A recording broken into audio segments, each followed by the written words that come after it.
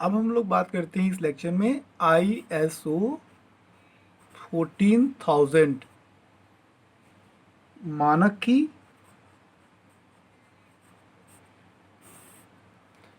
ISO 14000 मानक क्या है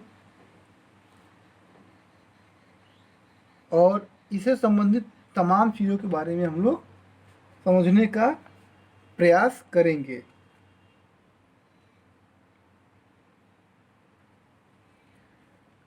ISO जो 14000 है, ये एक श्रृंखला है जो पर्यावरण प्रबंधन मानकों के बारे में, जिसके अंतर्गत कारगर पर्यावरण तंत्र को स्थापित करने, प्रलेख क्रियान्वयन करने और बनाए रखने की मूलभूत बातें हैं उनकी परिभाषा दी गई है।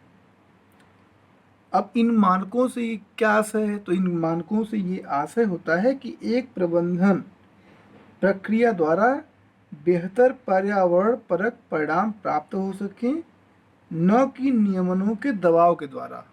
यानी जो भी ऐसा कोई भी चीज़ ऐसी हो जो कि प्रबंधन के द्वारा उनको पर्यावरण परक बनाया जा सके, जो परिणाम हो पर्यावरण के हित में हो, वो किसी नियमन के दबाव में न हो। अब इन मानकों के अंतर्राष्ट्रीय स्तर पर भी स्वीकार कर लेने के कारण जो प्रयास किए गए उनका द्विगुण नहीं होना हुआ और इन मानकों से व्यापार अवरोधों को कम करके अंतर्राष्ट्रीय व्यापार बेहतर हुआ। ISO 14000 को किसी भी संस्था जिसका पर्यावरण पर किसी प्रकार का संप्रभाव हो सकता है पर लागू किया जा सकता है।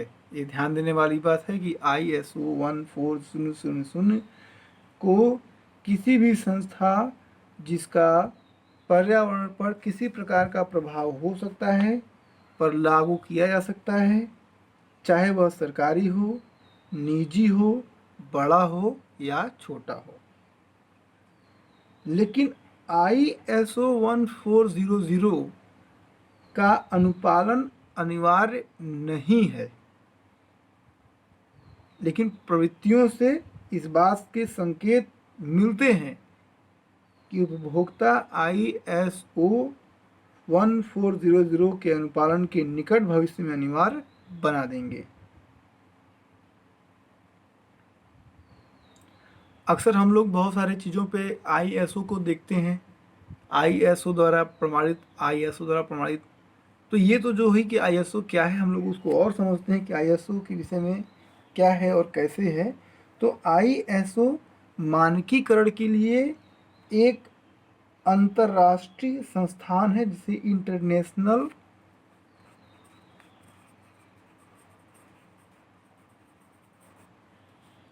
ऑर्गेनाइजेशन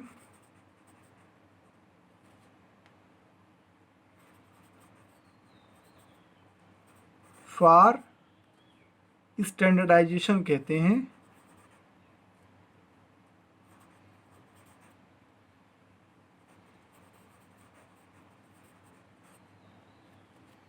ये जो है यहाँ से हुआ। अब इसकी उत्पत्ति के विषय में और कुछ समझ लेते हैं। तो इसकी उत्पत्ति कैसे हुई या क्या है, अब हम इसको और भी बेहतर तरीके से समझने का प्रयास करते हैं। जैसे कि हम देखते हैं कि चाहे वो दूध दिल्ली में लिया जाए, चाहे वो मुंबई में लिया जाए, जो एक अगर कहा जाए कि 1 लीटर दूध है तो 1 लीटर दूध दिल्ली में भी 1 ही लीटर होगा और उतना ही एक लीटर का मतलब उतना ही दूध मुंबई में भी होगा। यानी उसमें उसका एक मीज़र है, उसका एक मानक बनाया गया है, स्टैंडर्ड बनाया गया है कि 1 लीटर का मतलब कितना होता है। बिना मानक के हम अपनी बात अपनी भाषा अंग्रेजी में किसी से कह भी नहीं सकते हैं। और तो ऐसा बाटों और मापों के मानक तय किए जाने के कारण ही होता है। कंप्यूटर की डिस्क चाहे किसी भी निर्माणकर्ता द्वारा निर्मित हो, वह सभी ब्रांडों के कंप्यूटरों में चल सकती है। ऐसा एक मानक बनाया जा सकता है। आप कोई भी सिम लीजिए, कोई भी सिम कार्ड लीजिए, अगर वो माइक्रो सिम है, अगर सिम है तो किसी भी फ़ोन में वो जिसमें माइक्रो सिम लगता होगा लग जाएगा। तो ये उनका एक कहीं ना कहीं मानक बनाया गया होगा। स्वीकृत मानकों का यह तंत्र व्यापक विक्रेता, कारगर उत्पादन और उत्पाद के प्रयोग के लिए बेहद आवश्यक है। ये बात जटिल यांत्रिक युक्तियों जैसे मोटर, गाड़ी, नट और बोल्ट जो विभिन्न पुर्जों को जोड़कर रखते हैं, यहाँ तक कि विशुद्धतः आप बौद्धिक उत्पादों को भी कह सकते हैं, जैसे कि कंप्यूटर के प्रोग्राम पर भी लागू होता है। यानी इन सब का एक मानक बनाया जाता है और उसी मानक के हिसाब से इनको तैयार करते हैं। अब दो बातें हुई। पहला होता है ISO 9000। ये क्या है? ISO 14000 ये क्या है, हम लोग इसको समझते हैं। ISO और ISO 900, ISO 1400 मानक अंतर्राष्ट्रीय स्तर पर स्वीकृत मानकों की श्रृंखलाएं हैं। दोनों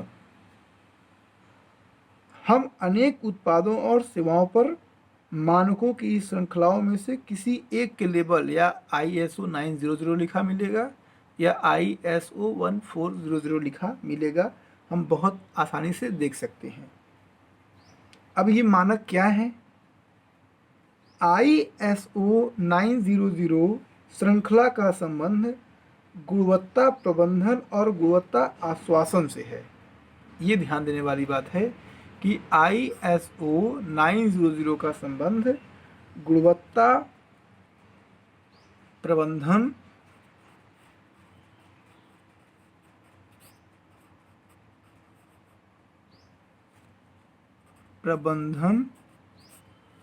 और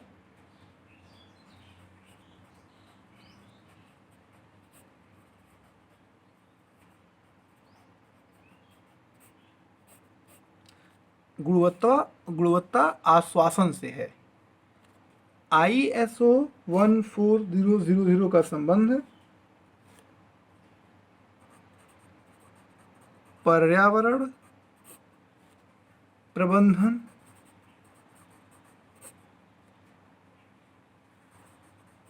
मानक से है।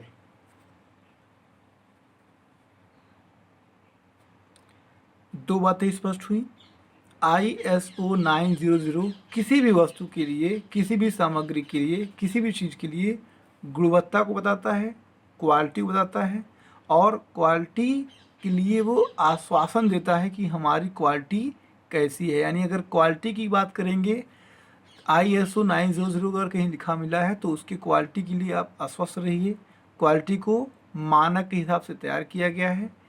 और यदि ISO 1400 मिला तो आप ये समझिए कि उसको पर्यावरण के हिसाब से तैयार किया गया है, पर्यावरण के अकॉर्डिंग उसको बनाया गया है। अब हम यहाँ पे केवल, चूँकि हमारे सिलेबस में ISO 1400 ही है तो हम उसी की चर्चा करेंगे। ISO 1400 इस मानक का जो उद्भव है वो 1960 में हुआ, जब पर्यावरण के प्रति समस्त विश्व में जागृति प्रसार शुरू हुआ। 1992 में संयुक्त राष्ट्र के तत्वाधान में रियो दी जेनेरो, जैसा कि हम लोग भी चर्चा किए कई बार कि रियो दी जेनेरो जो पर्यावरण के लिए एक बहुत बड़ा सम्मेलन था 1992 में, उसमें पर्यावरण और विकास पर एक कॉन्फ्रेंस हुई थी जिसे हम लोग अर्थ समिट कहते हैं, यानी पृथ्वी सम्मेलन भी कहा जाता है उस सम्मेलन को। तो इस कॉन्फ्रेंस के लिए जो तैयारियां की गई, बाद में इससे संबंधित कार्रवाइयाँ की गई और उनके फलस्वरूप अंतर्राष्ट्रीय पर्यावरण प्रबंधन मानकों का विकास हुआ। साथ में ही कार्यान्वयन और लेखा परीक्षण के साधनों के विकास को जो अंतर्राष्ट्रीय पर्यावरण प्रबंधन हुआ, उसमें जो मानकों का विकास हुआ, मानकों के साथ कार्यान्वयन और लेखा परीक्षण के जो साधन हैं उनका जो विकास हुआ, जिसे हम लोग ISO कहते हैं, यानी मानकीकरण के लिए अंतर्राष्ट्रीय संस्था, इंटरनेशनल ऑर्गेनाइजेशन फॉर स्टैंडर्डाइजेशन को सौंप दिया गया।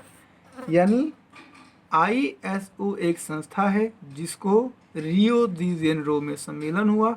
सम्मेलन के दौरान चूँकि उस सम्मेलन को उसका विकास था, पर्यावरण और विकास उसका मुख्य विषय था, तो उसमें एक विषय निकला मानकीकरण का। मानकीकरण में पर्यावरण प्रबंधन के संबंध में जो मानक थे वो, और उसके क्रियान्वयन और लेखा परीक्षण, यानी 3 टॉपिक। पहला हुआ पर्यावरण प्रबंधन, दूसरा कार्यान्वयन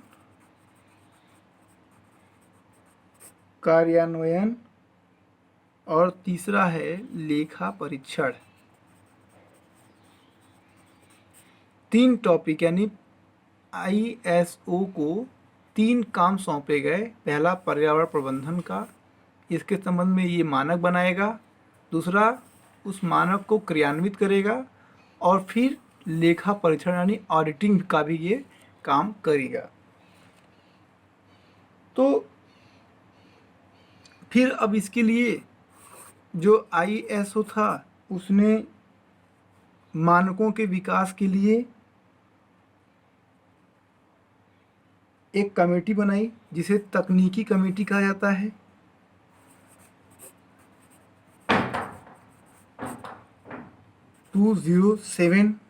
जिसे TC 207 भी कहते हैं, टेक्निकल कमेटी 207 भी कहा जाता है। इसकी स्थापना हुई किसके लिए? ये मानकों के विकास के लिए।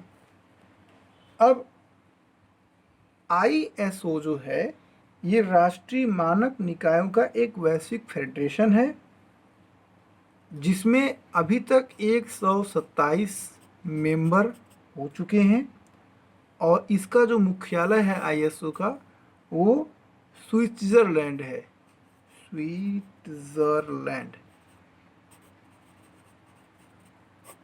मुख्यालय इसका स्विट्जरलैंड। और स्विट्जरलैंड में कहाँ पे है ये? जेनेवा में, जेनेवा शहर में है ये। इसकी स्थापना 1947 में ही हुई थी, जिस समय मानकीकरण और उससे संबंधित कार्रवाइयों के जो विकास थे उसको प्रोत्साहित करने के लिए तैयार किया गया था। यानी मानकीकरण को प्रोत्साहित करने के लिए 1947 में ही ISO की नींव पड़ गई थी।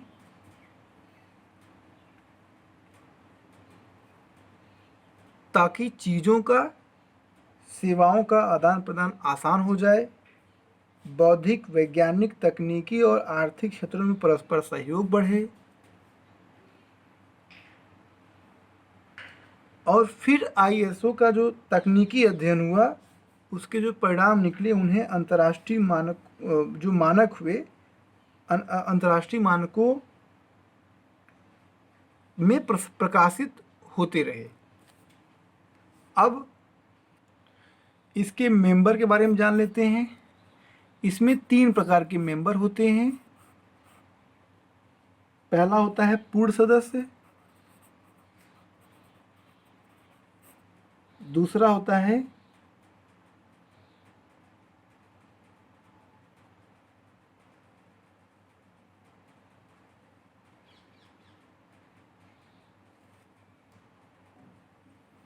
तो पहला इसमें होता है पूर्ण सदस्य। इसका क्या मतलब है? जो पूर्ण सदस्य होता है वो एक राष्ट्रीय निकाय होता है जिसे उसके यानी ISO के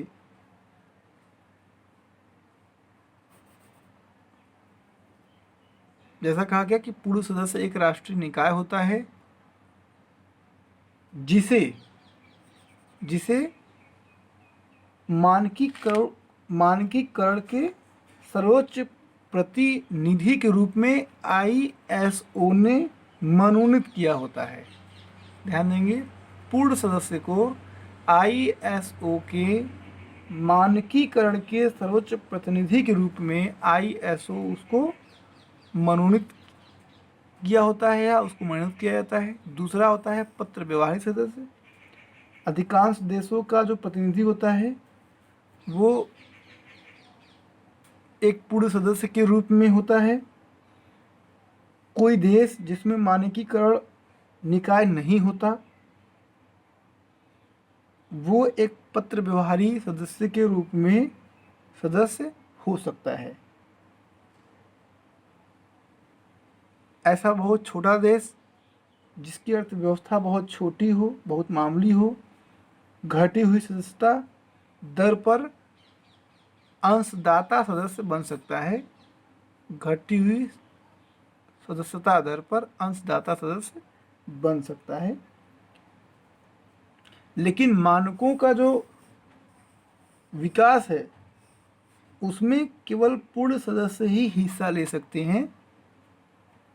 आईएसओ अपने पत्र व्यवहारी और अंशदाता सदस्यों को उनसे संबंधित कार्रवाइयों से अवगत कराता रहता है। भारत में चूंकि BIS तो है ही, जिसे हम लोग ब्यूरो ऑफ इंडियन स्टैंडर्ड कहते हैं, लेकिन भारत एक आईएसओ का पूर्ण सदस्य है।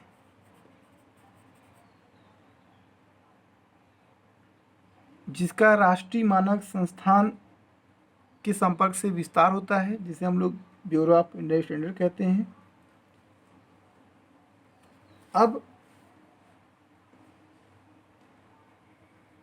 जो आईएसओ है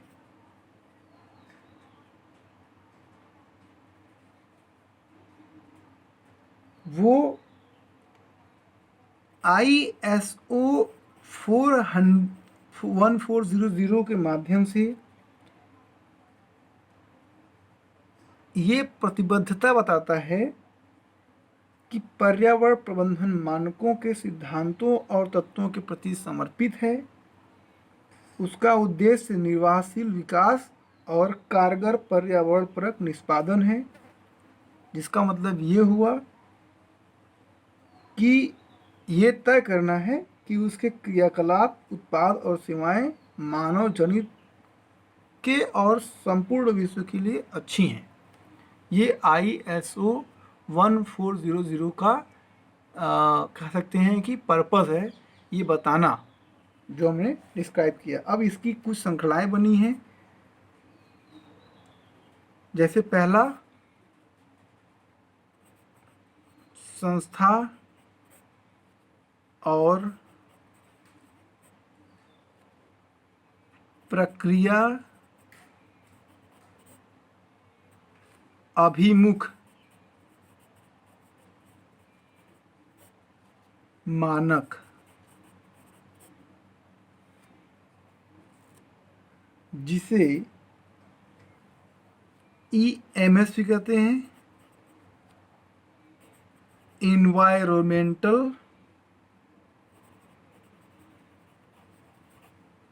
मैनेजमेंट सिस्टम,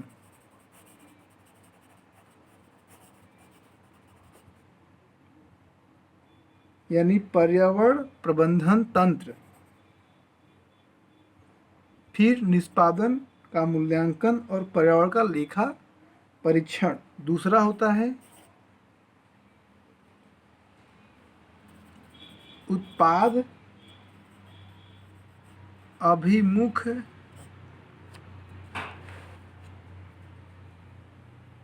मानक,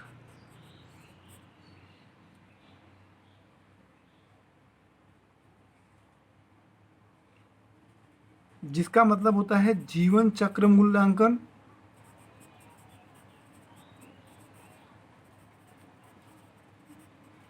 LCA पर्यावरण लेबलिंग,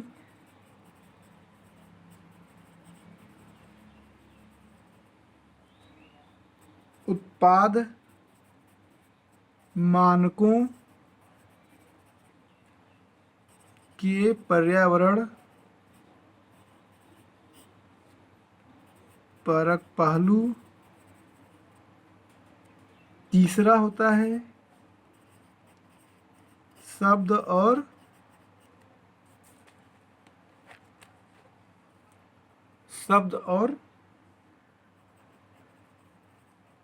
परिभाषाएं।